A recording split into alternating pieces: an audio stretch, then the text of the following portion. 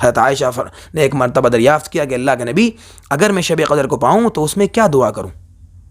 تو اللہ کے نبی صلی اللہ علیہ وسلم نے فرمایا تو یہ دعا مانگنا، اگر تو شب قدر کو کسی شب میں پائے تو یہ دعا مانگنا، اللہم انکا عفو کریم، اللہم انکا عفو کریم تحب العفو فاعف عنا یا کریم، اے اللہ آپ تو کریم ہیں، آپ تو بخشنے والے ہیں، آپ تو معاف کرنے والے ہیں، آپ تو بڑے کریم رب ہیں، آپ مجھے بھی معاف فرما دیں۔ اللہم انکا عفو کریم تحب العفو فاعف عنا یا کریم، اور آپ تو معاف کرنے کو پسند کرتے ہیں، آپ تو چاہتے ہیں بندہ مجھ سے معافی مانگے اور میں اس کو معاف کروں۔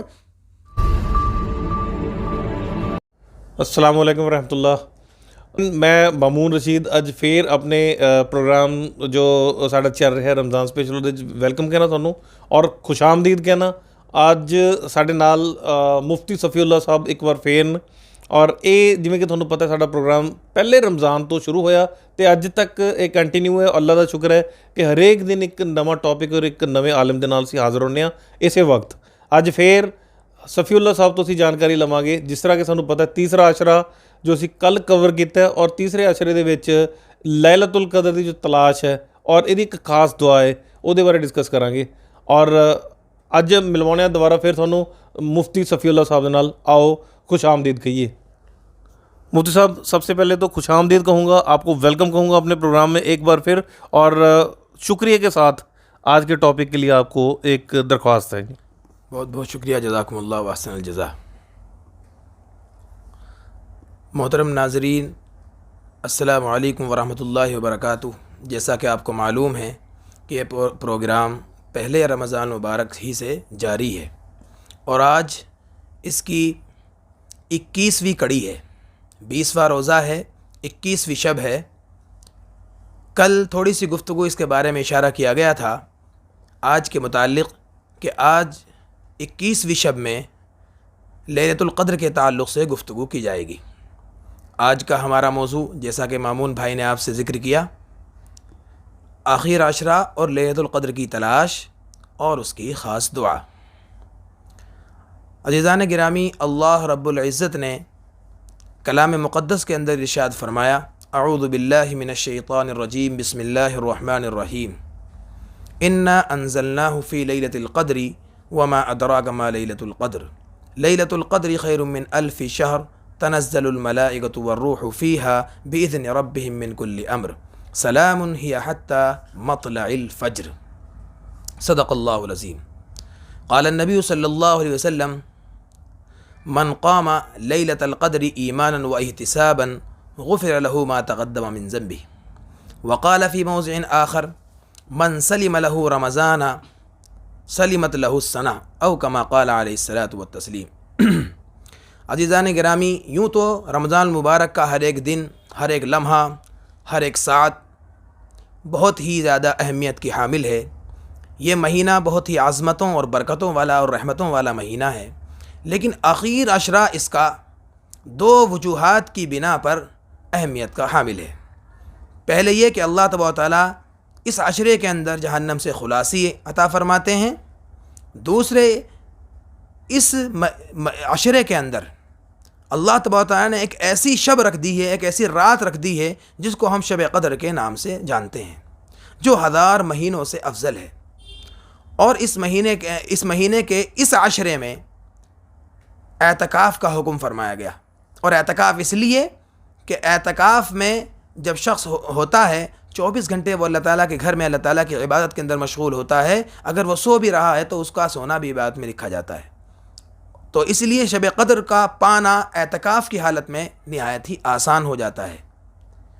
अज़ीज़ान गिरामी, शब क़द्र के बारे में अल्लाह के नबी सल्लल्लाहु अलैहि वसल्लम ने अपने सहाबा इकराम से इरशाद फरमाया कि मैंने रमज़ान मुबारक के पहले 10 दिनों का, पहले आशरे का एतकाफ़ किया शब क़द्र की तलाश के लिए।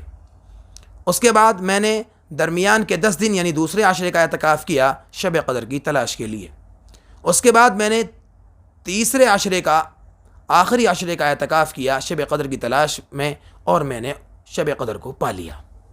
अल्लाह के नबी अलैहि वस्सलाम ये खुशखबरी देने के लिए जैसे ही बाहर निकले, 2 सहाबा इकराम के आपस में किसी मसले पर बहस व तकरार हो रही थी, तो अल्लाह तबारक व तआला के नबी ने जब ये देखा तो अल्लाह के नबी अलैहि वस्सलाम के जहन से اس کی تعین کو محو کر دیا گیا، مٹا دیا گیا، بھلا دیا گیا۔ سامعین حضرات، اللہ تبارک و تعالیٰ کو یہ اسباب بنانا تھا کہ اس طریقے کے اسباب پیدا کیے کہ دو صحابہ تکرار کر رہے ہیں، اللہ کے نبی بتانے کے لیے نکلے کہ فلاں رات شب قدر کی ہوتی ہے، تو اللہ کے نبی صلی اللہ علیہ وسلم کے ذہن سے اس بات کو محو کر دیا گیا۔ یہ تو ظاہری اسباب ہیں، لیکن اصل بات یہ ہے کہ جو اللہ تبارک و تعالیٰ کو اس رات کو چھپانا ہی تھا، یہ بہانہ بنایا گیا، اس لیے کہ کوئی بھی چیز جو قیمتی ہوتی ہے اس کو چھپایا جاتا ہے۔ روپیہ پیسہ ہم ایسے ہی نہیں ڈالتے ہیں، اس کو حفاظت سے بینک میں رکھتے ہیں۔ گھر کا سونا چاندی ہم ایسے ہی نہیں پھینک دیتے، اسے لاکر میں حفاظت سے رکھا جاتا ہے۔ تو یہ دنیا کا اصول ہے اور یہ طریقہ بھی ہے، جو جتنی قیمتی چیز ہوتی ہے اس کو چھپا کر رکھا جاتا ہے۔ تو یہ رات 1000 مہینوں سے زیادہ افضل، اس کو کیسے ایسے ہی عطا کر دیا جاتا؟ اس کا تو تقاضا تھا تھکا جائے، تلاش کیا جائے، جستجو کی جائے۔ جب جو چیز تلاش اور جستجو سے ملتی ہے اس کی قدر ہوتی ہے۔ چنانچہ ہم دیکھتے ہیں اولاد کو جب والدین کے وراثت میں کوئی پیسہ، روپیہ یا زمین یا جائیداد ملتی ہے، اس کی اولاد کو اتنی قدر نہیں ہوتی جتنا وہ جب خود کماتا ہے اس کی کمائے ہوئے کی قدر ہوتی ہے۔ تو اس سے یہ معلوم ہوا کہ جو چیز آسانی سے مل جائے، انسان کی فطرت ہے، مزاج ہے، اس کی قدر دانی نہیں کرتا۔ تو اللہ تبارک و تعالیٰ نے اس رات کو ان 10 دنوں کے اندر چھپا دیا اور فرما دیا کہ اس رات کو اس عشرے کے اندر، اس عشرے کی طاق راتوں میں تلاش کرو۔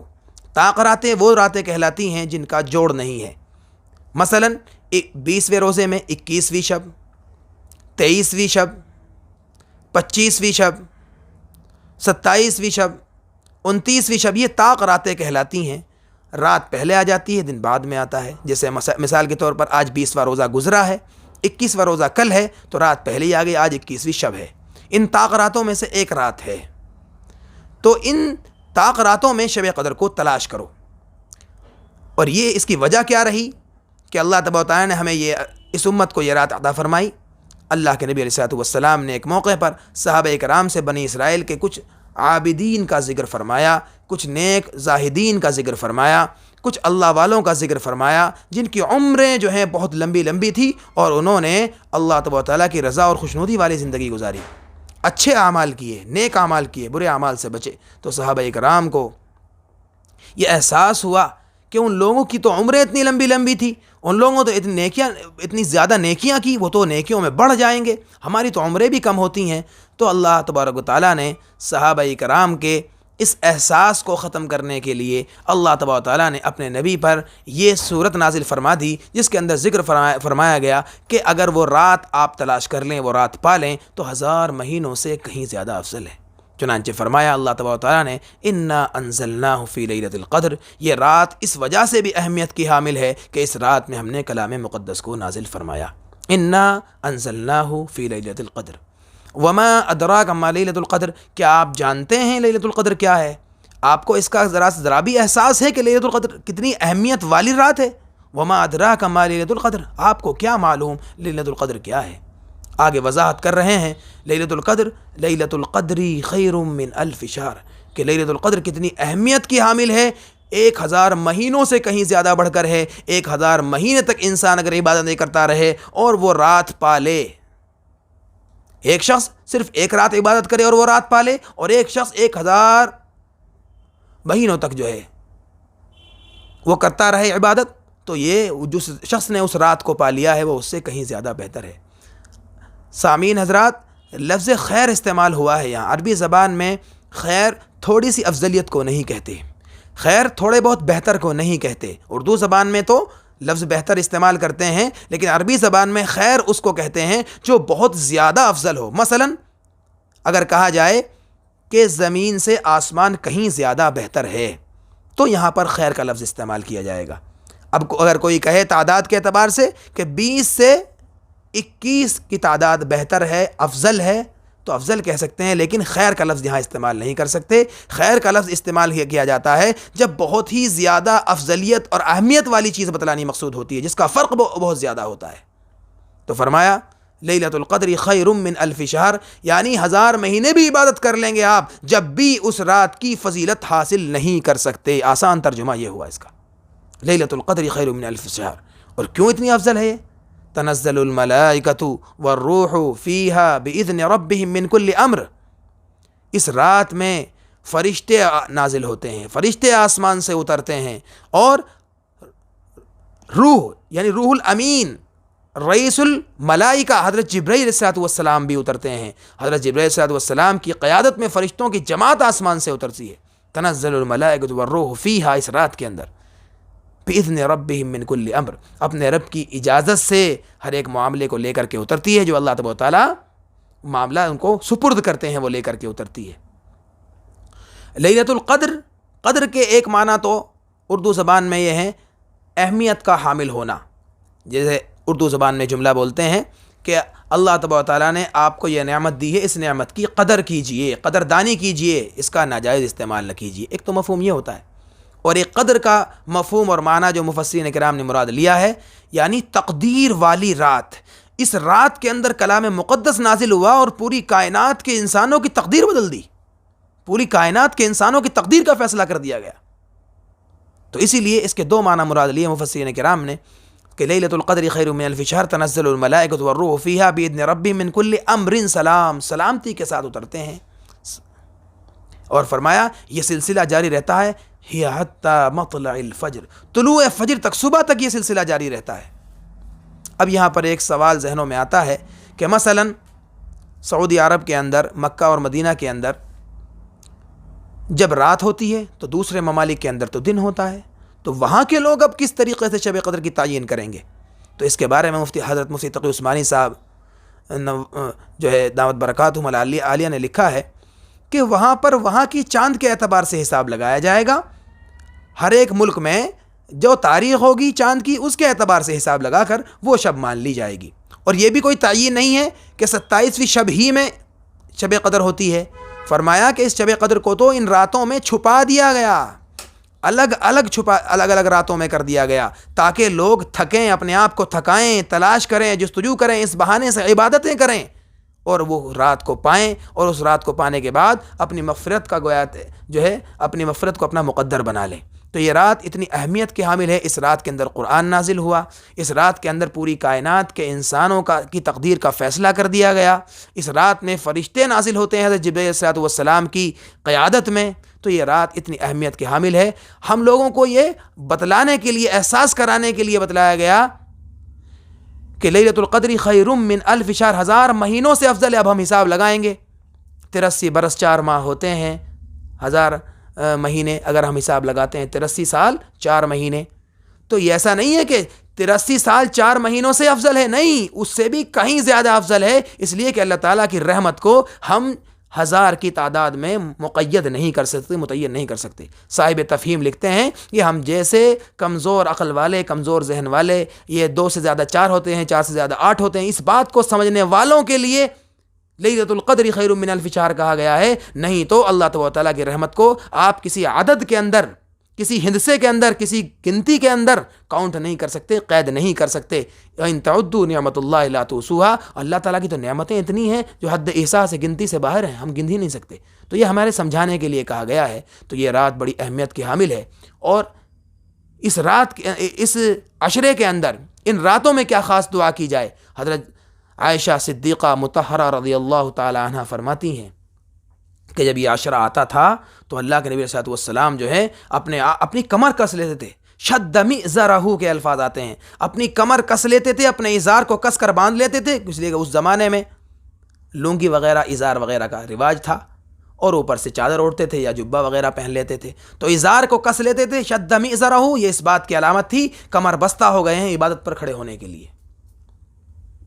شد مئزرہ، اپنی کمر کو کس لیتے تھے، اور فرمایا واحیا لیلہ، اپنی راتوں کو زندہ کرتے تھے، اپنی راتوں کو زندہ کرتے، یعنی راتوں کو جاگتے تھے، لمبی لمبی رکعتیں پڑھتے تھے، کبھی کبھی تو پوری پوری رات اللہ تعالیٰ عبادتوں کے اندر گزار دیتے تھے۔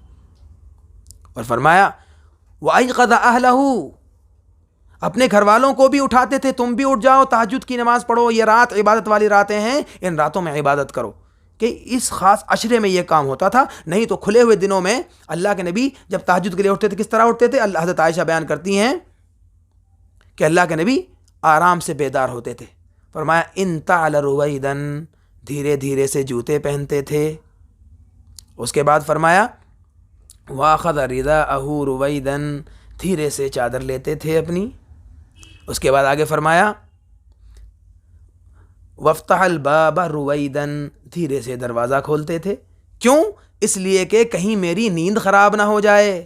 یہ کھلے ہوئے دنوں کے بارے میں, اس لیے کہ تہجد کی نماز فرض نہیں ہے, تو فرض کے لیے تو جگہ ہے, گنجائش ہے, لیکن نفل کام کے لیے کسی کی نیند خراب کرنا صحیح نہیں. اگر کوئی اپنی دلچسپی سے اٹھ رہا ہے بڑی اچھی بات ہے, پڑھنا چاہیے تہجد کی نماز, بڑی افضلیت کے حامل ہے تہجد کی نماز, لیکن اللہ کے نبی کا یہ طریقہ تو حضرت عائشہ بیان کرتی ہیں, کھلے ہوئے دنوں میں خاموشی کے ساتھ جوتے پہنتے, آہستہ سے چادر لیتے, خاموشی کے ساتھ دروازہ کھولتے تاکہ میری آنکھ نہ کھل جائے. لیکن جب رمضان مبارک کا مہینہ آتا اور خصوصاً یہ عشرہ, یہ طاق راتیں, تو اللہ کے نبی صلی اللہ علیہ وسلم کیا کرتے؟ شد مئزرہ, اپنی کمر کو کس لیتے, ازار کو کس کے باندھ لیتے. اس کے بعد فرمایا واحیا لیلہ, اپنی راتیں زندہ کرتے, تمام راتیں عبادتوں میں گزار دیتے. اس کے بعد فرمایا وایقظ اہلہ, اپنے گھر والوں کو بھی اٹھاتے تھے کہ اٹھو عبادت کی رات ہیں. تو اللہ کے نبی صلی اللہ علیہ وسلم کا یہ عمل تھا. حضرت عائشہ نے ایک مرتبہ دریافت کیا کہ اللہ کے نبی اگر میں شب قدر کو پاؤں تو اس میں کیا دعا کروں؟ تو اللہ کے نبی صلی اللہ علیہ وسلم نے فرمایا تو یہ دعا مانگنا, اگر تو شب قدر کو کسی شب میں پائے تو یہ دعا مانگنا, اللہم انکا عفو کریم, اللہم انکا عفو کریم تحب العفو فاعف عنا یا کریم. اے اللہ آپ تو کریم ہیں, آپ تو بخشنے والے ہیں, آپ تو معاف کرنے والے ہیں, آپ تو بڑے کریم رب ہیں, آپ مجھے بھی معاف فرما دیں.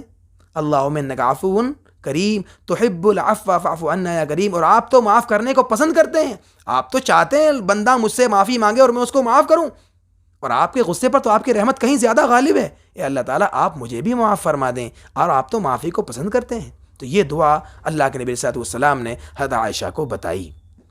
اب یہ راتیں شروع ہو گئی ہیں, ان راتوں میں ہمیں چاہیے کہ ان راتوں میں سے کسی رات کو ہم مس نہ کریں. ان راتوں میں اپنے گھر والوں کو بھی جگائیں, خود بھی تنہائی میں کسی کونے میں بیٹھ جائیں. ضروری نہیں ہے کہ مسجد ہی میں آیا جائے, اپنے گھر کے کسی کونے میں بیٹھ کر عبادت کی جا سکتی ہے. اور نفل عبادت تو ہوتی ہی تنہائی میں ادا کرنے کے لیے اور گھر میں ادا کرنے کے لیے ہیں. فرائض جو ہے جماعت کے ساتھ مسجد میں ادا کیے جائیں, نوافل وغیرہ جو ہیں وہ اپنے گھر میں, تاکہ گھر کا ماحول بھی دیندار بن جائے. فرمایا کہ اپنے گھروں کو قبرستان نہ بناؤ, یعنی نماز کا, عبادت کا کچھ حصہ اپنے گھروں میں بھی کر لیا کرو, لیکن فرض نماز, فرض عبادتیں تو مسجد میں آ کر ہی جماعت کے ساتھ ادا کی جائیں.